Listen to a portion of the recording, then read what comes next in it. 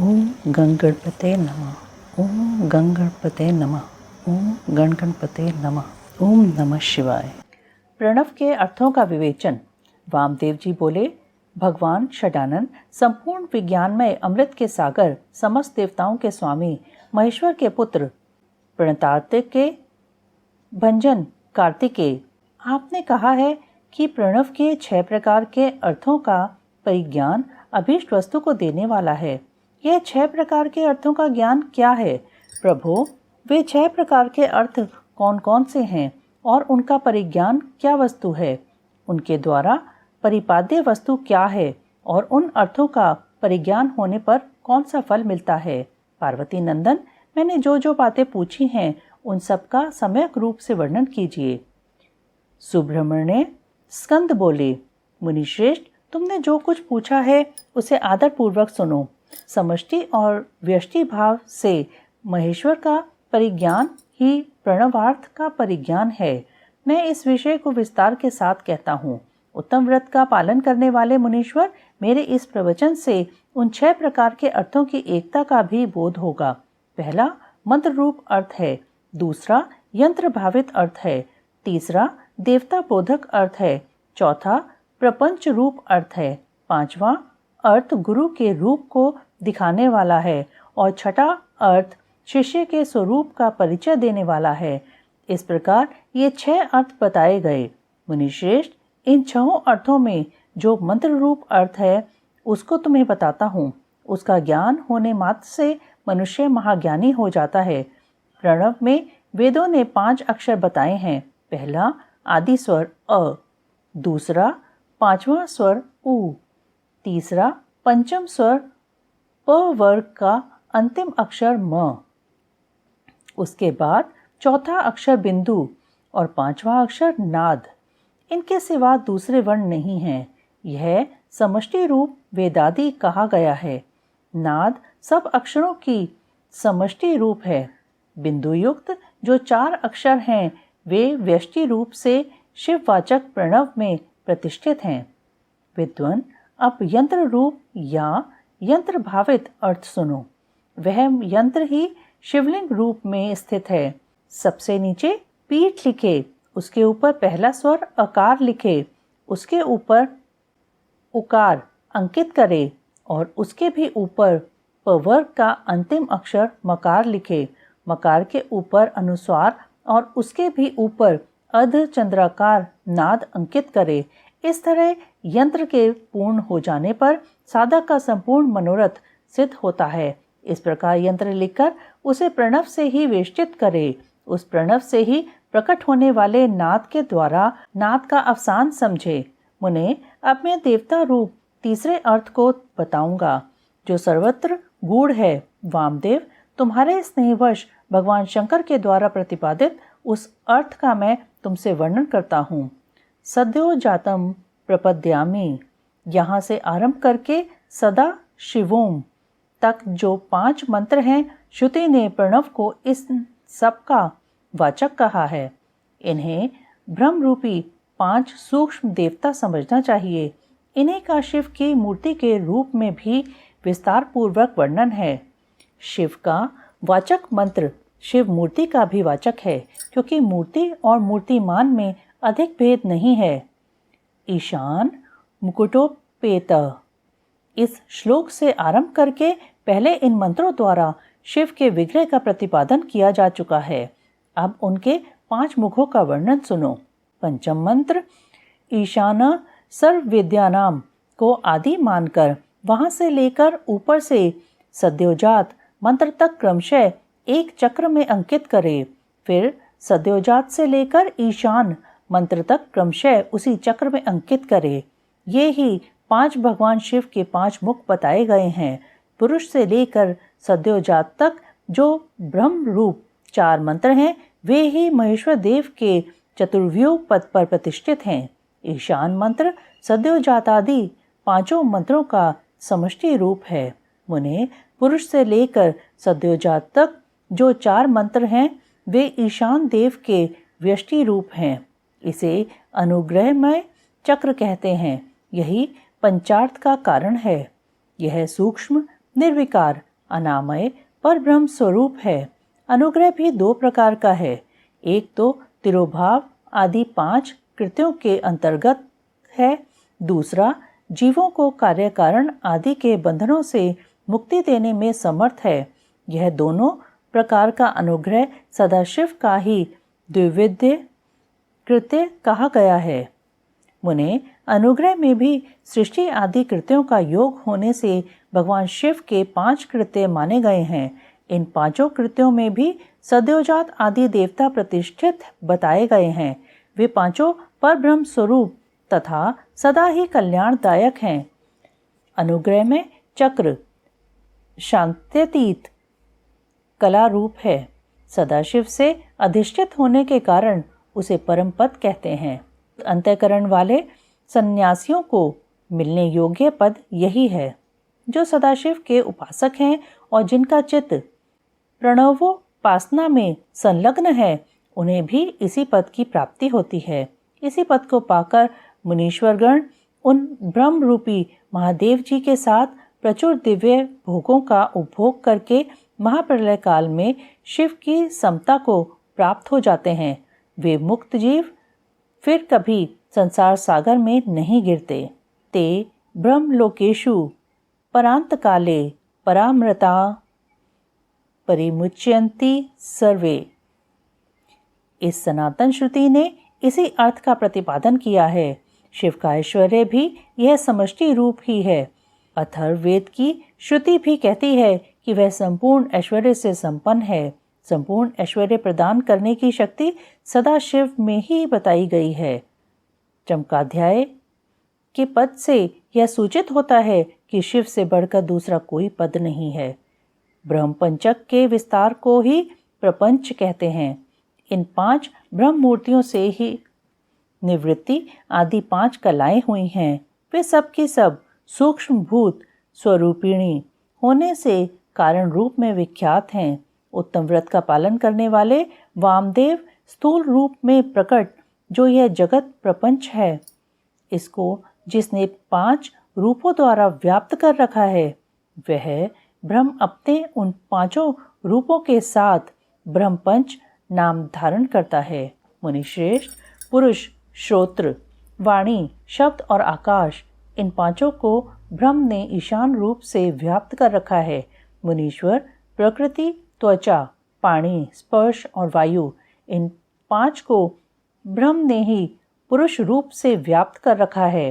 अहंकार, नेत्र, पैर, रूप और अग्नि, ये 5 अघोर रूपी ब्रह्म से व्याप्त हैं। बुद्धि, रसना, पायु, रस और जल, ये वाम देव रूपी ब्रह्म से नित्य व्याप्त रहते हैं। मन, नासिका, उपस्थ, गंध और पृथ्वी, ये 5 सद्योजात रूपी ब्रह्म से व्याप्त हैं। इस प्रकार यह जगत पंच ब्रह्म स्वरूप है। यंत्र रूप से बताया गया जो शिववाचक प्रणव है, वह नाद पर्यंत 5 वर्णों का समष्टि रूप है तथा बिंदु युक्त जो 4 वर्ण हैं, वे प्रणव के व्यष्टि रूप हैं। शिव के उपदेश किए हुए मार्ग से उत्कृष्ट मंत्राधिराज शिव रूपी प्रणव का पूर्वोक्त यंत्र रूप से चिंतन करना चाहिए। शैव दर्शन के अनुसार शिव तत्व, जगत प्रपंच और जीव तत्व के विषय में विशद विवेचन तथा शिव से जीव और जगत की अभिन्नता का प्रतिपादन। तदंतर उत्तम श्रेष्ठ पद्धति का वर्णन करके सृष्टि, स्थिति और संहार सबको शक्तिमान शिव की लीला बतलाते हुए वामदेव जी के पूछने पर स्कंद ने कहा, मुने, कर्मास्ति तत्व से लेकर जो विस्तृत शास्त्रवाद है, अर्थात कर्म सत्ता के प्रतिपादक कर्मफलवाद से आरंभ करके शास्त्रों में जो विविध विषयों का विशद विवेचन है, वह ज्ञान प्रदान करने वाला है। अतः ज्ञानवान पुरुष को विवेक पूर्वक इसका श्रवण करना चाहिए। तुमने जिन शिष्यों को उपदेश दिया है, उनमें से कौन तुम्हारे समान है? वे अधम शिष्य आज भी अन्यान्य शास्त्रों में भटक रहे हैं। अनीश्वरवादी दर्शनों के चक्कर में पड़कर मोहित हो रहे हैं। 6 मुनियों ने उन्हें शाप दे रखा है, क्योंकि पहले वे शिव की निंदा किया करते थे। अतः उनकी बातें नहीं सुननी चाहिए, क्योंकि वे अन्यथावादी हैं। यहाँ 5 अवयवों से युक्त अनुमान के प्रयोग के लिए भी अवकाश है ही। उत्तम व्रत का पालन करने वाले वामदेव जैसे धूम का दर्शन होने से लोग अनुमान द्वारा पर्वत पर अग्नि की सत्ता का प्रतिपादन करते हैं, उसी प्रकार इस प्रत्यक्ष प्रपंच के दर्शन रूप हेतु का अवलंबन करके परमेश्वर परमात्मा को जाना जा सकता है, इसमें संशय नहीं है। यह विश्व स्त्री पुरुष रूप है, ऐसा प्रत्यक्ष देखा जाता है। 6 कोश रूप जो शरीर है उसमें आदि के 3 माता के अंश से उत्पन्न हुए हैं और अंतिम 3 पिता के अंश से, यह श्रुति का कथन है। इस प्रकार सभी शरीरों में स्त्री पुरुष भाव को जानने वाले लोग हैं। मुने विद्वानों ने परमात्मा में भी स्त्री पुरुष भाव को जाना है। श्रुति कहती है पर ब्रह्म परमात्मा सत चित और आनंद रूप है। असत प्रपंच को निवृत्त करने वाला शब्द ही सद्रूप कहा जाता है। चित शब्द से जड़ जगत की निवृत्ति की जाती है। यद्यपि सत शब्द तीनों लिंगों में विद्यमान है, तथापि यहाँ पर ब्रह्म परमात्मा के अर्थ में पुल्लिंग सत शब्द को ही ग्रहण करना चाहिए। वह सत शब्द प्रकाश का वाचक है। सन प्रकाश, सन शब्द स्पष्ट रूप से प्रकाश का वाचक है। परमात्माओं में जो सत्ता या प्रकाश रूपता है वह उसके पुरुष भाव को सूचित करती है। ज्ञान शब्द का पर्यायवाची जो चित शब्द है वह स्त्रीलिंग है, अर्थात परमात्मा में चिद्रूपता उसके स्त्री भाव को सूचित करती है। प्रकाश और चित्त ये दोनों जगत के कारण भाव को प्राप्त हुए हैं। इसी प्रकार सच्चिदात्मा परमेश्वर भी जब जगत के कारण भाव को प्राप्त होते हैं तब उन एकमात्र परमात्मा में ही शिव भाव और शक्ति भाव का भेद किया जाता है। जब तेल और बत्ती में मलिनता होती है तब उसके प्रकाश में भी मलिनता आ जाती है। चिता की आग आदि में अशिवता और मलिनता स्पष्ट देखी जाती है। अतः मलिनता आदि आरोपित वस्तु है, उसका निवर्तक होने के कारण परमात्मा के शिवत्व का ही श्रुति के द्वारा प्रतिपादन किया गया है। जीव के आश्रित जो चिचकती है वह सदा दुर्बल होती है। उसकी निवृत्ति के लिए ही परमात्मा में सर्वकालिक सर्वशक्तिमत्ता विद्यमान है। ईश्वर बलवान है, शक्तिमान है, यह व्यवहार देखा जाता है। महामुने वामदेव लोक और वेद में भी सदा ही परमात्मा की शिव रूपता और शक्ति रूपता का साक्षात्कार कराया गया है। शिव और शक्ति के संयोग से निरंतर आनंद प्रकट रहता है। अतः मुने उस आनंद को प्राप्त करने के उद्देश्य से ही पाप रहित मुनि शिव में मन लगाकर निरामय शिव को प्राप्त हुए हैं। उपनिषदों में शिव और शक्ति को ही सर्वात्मा एवं ब्रह्म कहा गया है। ब्रह्म शब्द से ब्रही धात्व अर्थगत व्यापकता एवं सर्वात्मता का ही प्रतिपादन होता है। शंभु नामक विग्रह में भ्रणत्व और बृहत्व नित्य विद्यमान है। सदैव जातादि पंच ब्रह्ममय शिव विग्रह में विश्व की प्रतीति ब्रह्म शब्द से ही कही गई है। वामदेव हंस पद को उलट देने से सोहम पद बनता है। उसमें प्रणव का प्राकट्य कैसे होता है यह तुम्हारे स्नेहवश मैं बता रहा हूँ, सावधान होकर सुनो। सोहम पद में से सकार और हकार नामक व्यंजनों को त्याग देने से स्थूल ओम शब्द बच रहता है जो परमात्मा का वाचक है। तत्वदर्शी मुनि कहते हैं कि उसे महामंत्र रूप जानना चाहिए। उसमें जो सूक्ष्म महामंत्र है उसके उद्धार मैं तुम्हें बता रहा हूँ। हंस पद में 3 अक्षर हैं, ह अ स। इन तीनों में जो अ है वह 15वें और 16वें के साथ है।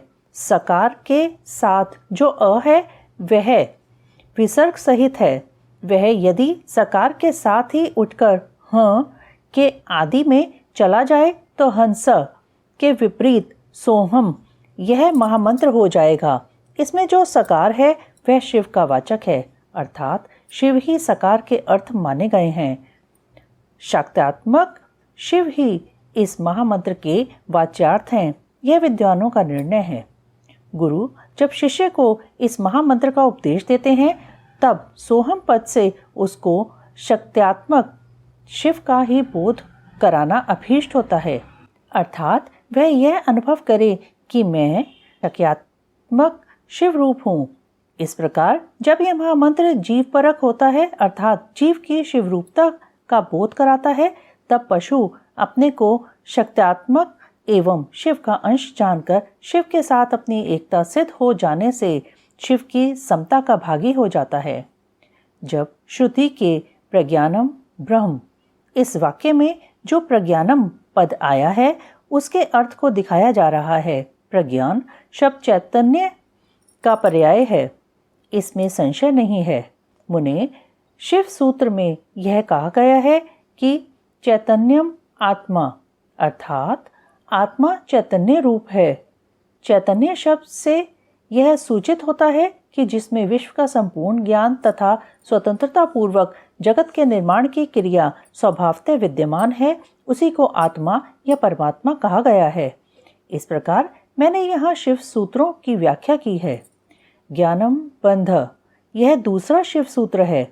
इसमें पशु वर्ग का लक्षण बताया गया है। इस सूत्र में आदि में ज्ञानम के द्वारा किंचन मात्र ज्ञान और क्रिया का होना ही जीव का लक्षण कहा गया है। यह ज्ञान और क्रिया पराशक्ति का प्रथम स्पंदन है। कृष्ण यजुर्वेद की श्वेताश्वतर शाखा का अध्ययन करने वाले विद्वानों ने स्वाभाविकी ज्ञान बल क्रिया च इस श्रुति के द्वारा इसी पराशक्ति का प्रसन्नता पूर्वक स्तवन किया है। भगवान शंकर की 3 दृष्टियां मानी गई हैं, ज्ञान, क्रिया और इच्छा रूप। ये तीनों दृष्टियां जीवों के मन में स्थित हो इंद्रिय ज्ञान गोचर देह में प्रवेश करके जीव रूप को सदा जानती और करती हैं। अतः यह दृष्टित्रय रूप जीव आत्मा का स्वरूप ही है, ऐसा निश्चित सिद्धांत है। अब मैं जगत प्रपंच के साथ प्रणव की एकता का बोध करने वाले प्रपंचार्थ का वर्णन करूंगा। ओमितीदम सर्वम अर्थात यह प्रत्यक्ष दिखाई देने वाला समस्त जगत ओमकार है। यह सनातन श्रुति का कथन है। इससे प्रणव और जगत की एकता सूचित होती है। इस वाक्य से आरंभ करके तैत्तिरीय श्रुति ने संसार की सृष्टि के क्रम का वर्णन किया है।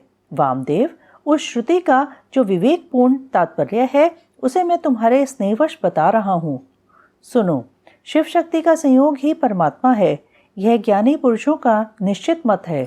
शिव की जो पराशक्ति है उससे चिशक्ति प्रकट होती है। चिशक्ति से आनंद शक्ति का प्रादुर्भाव होता है। आनंद शक्ति से इच्छा शक्ति का उद्भव हुआ है। इच्छा शक्ति से ज्ञान शक्ति और ज्ञान शक्ति से 5वीं क्रिया शक्ति प्रकट हुई है। मुने, इन्हीं से निवृत्ति आदि कलाएं उत्पन्न हुई हैं।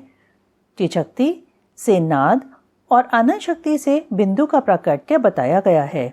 इच्छा शक्ति से मकार प्रकट हुआ, ज्ञान शक्ति से 5वां स्वर उकार उत्पन्न हुआ है और क्रिया शक्ति से अकार की उत्पत्ति हुई है। मुनीश्वर, इस प्रकार मैंने तुम्हें प्रणव की उत्पत्ति बतलाई है। अब ईशानादि पंच ब्रह्म की उत्पत्ति का वर्णन सुनो। शिव से ईशान उत्पन्न हुए हैं। ईशान से तत्पुरुष का प्रादुर्भाव हुआ है। तत्पुरुष से अघोर का, अघोर से वामदेव का और वामदेव से सद्योजात का प्राकट्य हुआ है। इस आदि अक्षर प्रणव से ही मूलभूत 5 स्वर और 33 व्यंजन के रूप में 38 अक्षरों का प्रादुर्भाव हुआ है। अब कलाओं की उत्पत्ति का क्रम सुनो। ईशान से शांत्यतीता कला उत्पन्न हुई है। तत्पुरुष से शांति कला, अघोर से विद्या कला, वामदेव से प्रतिष्ठा कला और सद्योजात से निवृत्ति कला की उत्पत्ति हुई है। ईशान से चिशक्ति द्वारा मिथुन पंचक की उत्पत्ति होती है। अनुग्रह, तिरोभाव, संहार, स्थिति और सृष्टि, इन 5 कृत्यों का हेतु होने के कारण उसे पंचक कहते हैं। यह बात तत्वदर्शी ज्ञानी मुनियों ने कही है। वाच्य वाचक के संबंध से उनमें मिथुनत्व की प्राप्ति हुई है। कला वर्ण स्वरूप इस पंचक में भूत पंचक की गणना है। मुनिश्रेष्ठ, आकाश आदि के क्रम से इन पांचों मिथुनों की उत्पत्ति हुई है। इनमें पहला मिथुन है आकाश, दूसरा वायु, तीसरा अग्नि, चौथा जल और पांचवा मिथुन पृथ्वी है। इनमें आकाश से लेकर पृथ्वी तक के भूतों का जैसा स्वरूप बताया गया है उसे सुनो। आकाश में एकमात्र शब्द ही गुण है, वायु में शब्द और स्पर्श 2 गुण हैं, अग्नि में शब्द, स्पर्श और रूप इन 3 गुणों की प्रधानता है, जल में शब्द, स्पर्श, रूप और रस ये 4 गुण माने गए हैं तथा पृथ्वी शब्द, स्पर्श, रूप, रस और गंध इन 5 गुणों से संपन्न है। यही भूतों का व्यापकत्व कहा गया है, अर्थात शब्दादि गुणों द्वारा आकाश आदि भूत, वायु आदि परवर्ती भूतों में किस प्रकार व्यापक है यह दिखाया गया है। इसके विपरीत गंधादि गुणों के क्रम से वे भूत पूर्ववर्ती भूतों से व्याप्य हैं, अर्थात गंध गुण वाली पृथ्वी जल का और रस गुण वाला जल अग्नि का व्याप्य है इत्यादि रूप से इनकी व्याप्यता को समझना चाहिए। 5 भूतों का यह विस्तार ही प्रपंच कहलाता है। सर्व समष्टि का जो आत्मा है उसी का नाम विराट है और पृथ्वी तत्व से लेकर क्रमशः शिव तत्व तक जो तत्वों का समुदाय है वही ब्रह्मांड है। यह क्रमशः तत्समूह में लीन होता हुआ अंतोतगत्वा सबके जीवनभूत चैतन्यमय परमेश्वर में ही लय को प्राप्त होता है और सृष्टि काल में फिर शक्ति द्वारा शिव से निकलकर स्थूल प्रपंच के रूप में प्रलय काल पर्यंत सुखपूर्वक स्थित रहता है। अपनी इच्छा से संसार की सृष्टि के लिए उद्यत हुए महेश्वर का जो प्रथम परिस्पंद है उसे शिव तत्व कहते हैं। यही इच्छा शक्ति तत्व है क्योंकि संपूर्ण कृत्यों में इसी का अनुवर्तन होता है।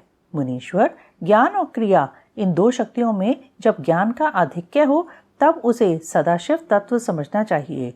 जब क्रिया शक्ति का उद्रेक हो तब उसे महेश्वर तत्व जानना चाहिए तथा जब ज्ञान और क्रिया दोनों शक्तियां समान हो तब वहाँ शुद्ध विद्यात्मक तत्व समझना चाहिए।